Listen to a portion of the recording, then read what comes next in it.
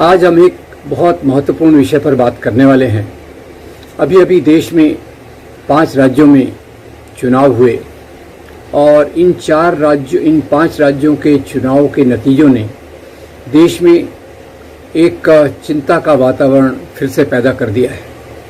4 राज्यों में उत्तर प्रदेश, उत्तराखंड, गोवा और मणिपुर में भारतीय जनता पार्टी की विजय हुई और पंजाब में कांग्रेस की बुरी तरह से हार और आप पार्टी का पदार्पण हुआ। अब इसमें जहां तक पंजाब में आप पार्टी का जीत कर आना है, उसमें एक निश्चित कारण ये है कि वहां बहुत कांग्रेस के अंदर अंतर्कलह था और कांग्रेस के अंदर ही तू मैं चल रही थी। अकाली दल वैसे बदनाम हो चुका है, तो पूरी जो जगह है उसको ज़्यादातर आप पार्टी ने खड़ी की है। अब आप पार्टी का जो भी चरित्र हो, उसने एक बात अच्छी कही है कि भगत सिंह और अंबेडकर ये उनके प्रतीक रहेंगे। क्या भगत सिंह और अंबेडकर केवल प्रतीक ही रहेंगे या उनके मूल्यों पर भी चलने की कोशिश होगी, ये एक सवाल है। और हम उम्मीद करते हैं कि पार्टी का जो भी जन्म का तरीका रहा हो, कैसे भी बनी हो, जो भी उसके पीछे हो, वो भगत सिंह के लिबर्टी के सिद्धांत और अंबेडकर जी के समता के सिद्धांतों को अपनी नीतियों में रखने की कोशिश करेंगे। अब सवाल आता है उत्तर प्रदेश का। उत्तर प्रदेश में जो चुनाव हुए उसमें भी भारतीय जनता पार्टी पहले जितनी मेजॉरिटी से तो नहीं आई, पर फिर भी अच्छे भरे सीटें लेकर वो आई है। और इसके पहले जो पूरे निष्पक्ष पत्रकार जो ज़मीनी लेवल पर रिपोर्टिंग कर रहे थे, वो एक बात बता रहे थे कि हर जगह अखिलेश यादव की लहर है। अखिलेश यादव की रैलियों में बहुत भीड़ थी। बहुत सारे महत्वपूर्ण ओबीसी लीडर वो भी अखिलेश यादव से जुड़ गए थे और जो मंडल का समीकरण है, अखिलेश यादव ने काफ़ी पूरा किया। उसके उलट भारतीय जनता पार्टी की कई मीटिंग्स में इतनी उपस्थिति नहीं रहती थी, पर इतनी बड़ी संख्या में वो चुनकर आए हैं। अब इसमें एक तो निश्चित रूप से कहीं कहीं ईवीएम मशीनों का रोल हो सकता है और दूसरा रोल ये भी है कि बहुत सारे जो लोगों ने इसका विश्लेषण किया है, कई चीज़ों पर जोर दिया है कि भारतीय जनता पार्टी फिर से जीत कर क्यों आई। उसके कारणों में उन्होंने बताया कि भारतीय जनता पार्टी की वेलफेयर स्कीम और उनका वादा जो उन्होंने वहाँ से गुंडागर्दी को कंट्रोल किया है, ये 2 चीज़ों को मुख्य रूप से रखा जाता है। पर एक आश्चर्य की बात यह है, ये वही उत्तर प्रदेश है जहाँ पिछले 5 सालों में जो बेरोज़गारी बढ़ी है उसकी कोई सीमा नहीं है। नोटबंदी इसका एक बड़ा कारण रही है जिसके कारण बेरोज़गारी बढ़ी है। दूसरा, कोरोना के दौरान जो मास माइग्रेशन हुआ उसमें हज़ारों लाखों के लोगों की मृत्यु हुई। इसी कोरोना के कारण, ऑक्सीजन की कमी के कारण कितने लोगों की मृत्यु हुई। अस्पतालों में उचित सुविधा नहीं और बाद में लोगों ने बड़े दर्दपूर्ण तरीके से गंगा में लाशों को बहते देखा और बहुत बड़ी संख्या में लोगों को उनकी अंत्यक्रिया करते हुए देखा। ये वही उत्तर प्रदेश है जिसमें केंद्रीय मंत्री टेनी के बेटे अशोक मिश्रा ने किसानों पर अपनी गाड़ी चढ़ा दी थी, जिसके कारण कई किसानों की मौत हो गई। ये वही उत्तर प्रदेश है जहां उन्नाव और हाथरस में दलित लड़कियों पर बलात्कार और उनकी मृत्यु हुई। उन जगहों पर भी भाजपा जीत कर आ गई। ये वही उत्तर प्रदेश है जहां सूचकांक इंडेक्स, मानव विकास के सूचकांक बहुत तेजी से गिरे हैं और उत्तर प्रदेश भले ही उनका दावा हो कि ये एक लीडिंग राज्य है, पर उत्तर प्रदेश में जो हुआ है उसके कारण सूचकांक में केरल सबसे ऊपर है और उत्तर प्रदेश बहुत नीचे था और पहले से और भी नीचे घसर गया है। अब एक तरफ ये सब चीज़ें हैं और दूसरी तरफ इन्हीं जगहों पर भारतीय जनता पार्टी का जीतना, इसको समझने की कोशिश करना चाहिए।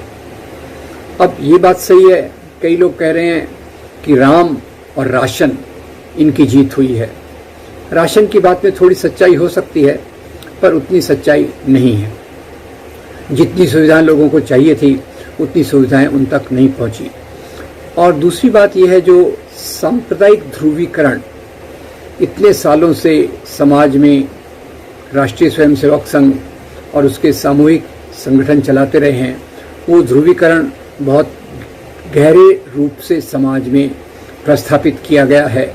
उत्तर प्रदेश में तो खास तौर से ये पहले से ध्रुवीकरण हिंदू मुस्लिम, पिछली बार 2017 के चुनाव में भी भारतीय जनता पार्टी के प्रचार का मुख्य मुद्दा यही था कि कांग्रेस और सपा, समाजवादी पार्टी, ये दोनों मुसलमानों को फेवर करती हैं, तो हिंदुओं के लिए कौन है। तो इस आधार पे उन्होंने पिछली बार ध्रुवीकरण किया था।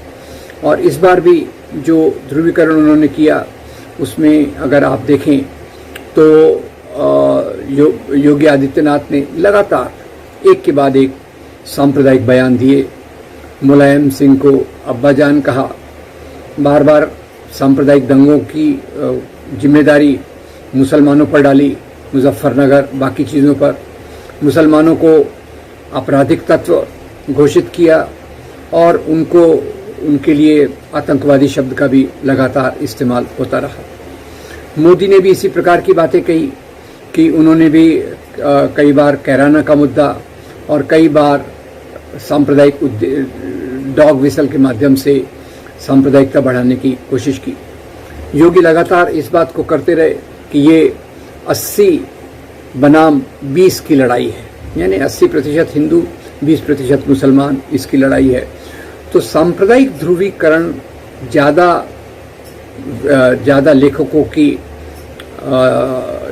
एनालिसिस में सामने नहीं दिख रहा। और एक तरफ से सांप्रदायिक ध्रुवीकरण जो समाज में बहुत गहरे रूप से डाला गया, दूसरी तरफ से भारतीय जनता पार्टी ये अकेली पार्टी नहीं है।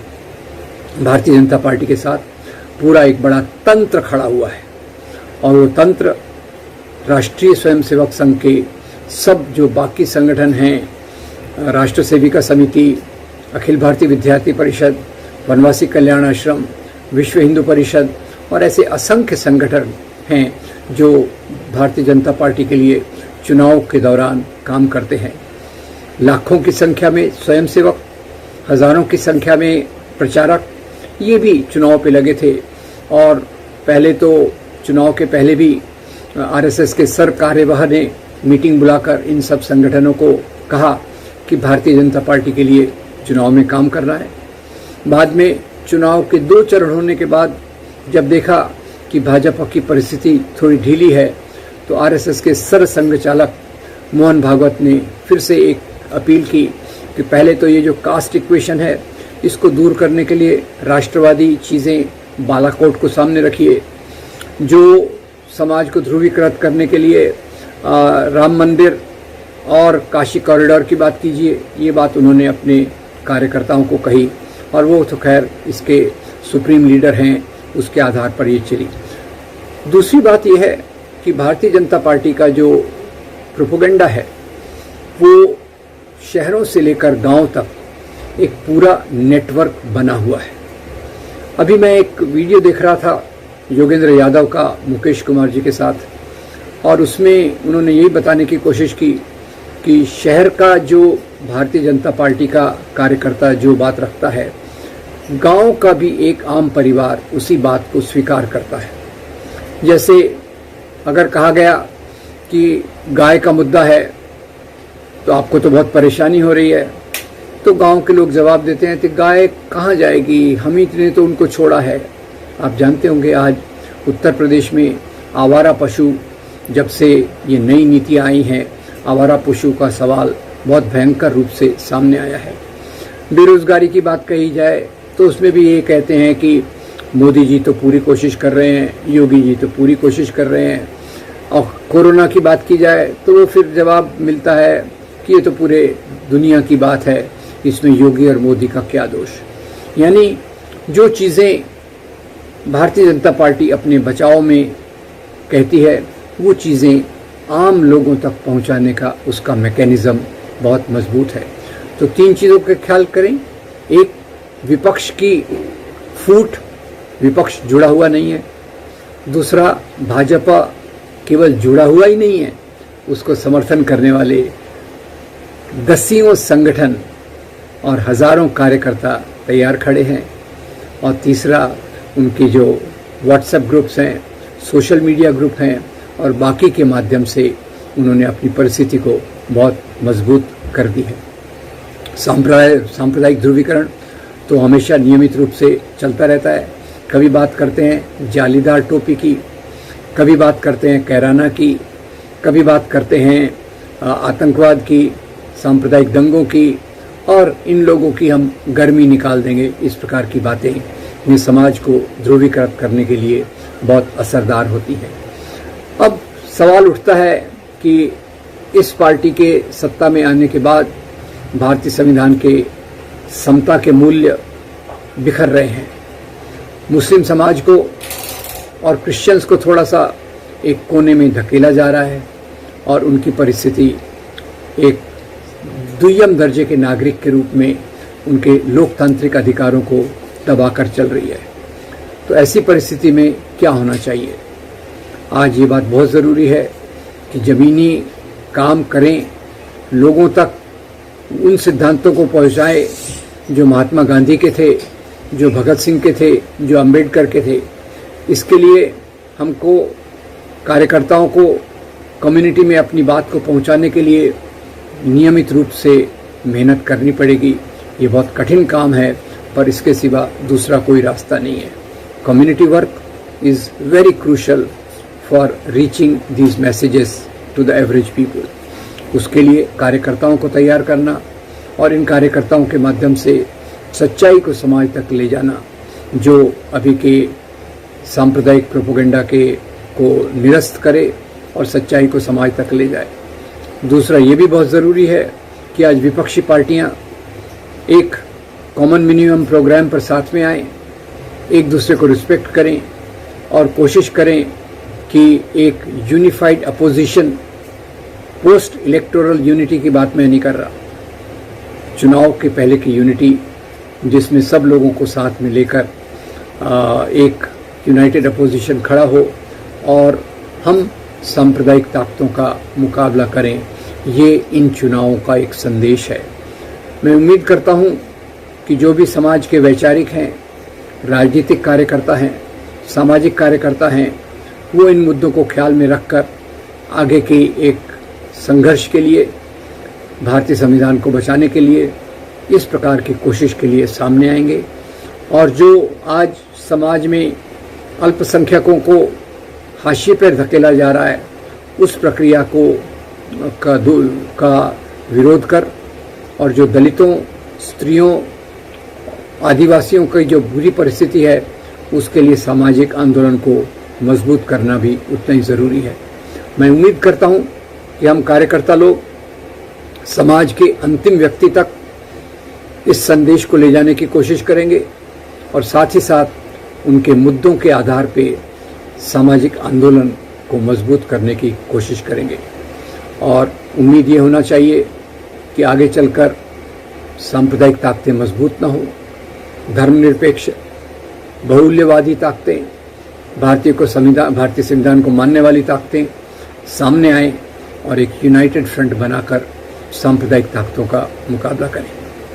अगर आपको ये वीडियो अच्छा लगा तो इसको शेयर कीजिए, लाइक कीजिए और हमारे YouTube चैनल को भी लाइक कीजिए। आपका बहुत धन्यवाद। Thank you very much.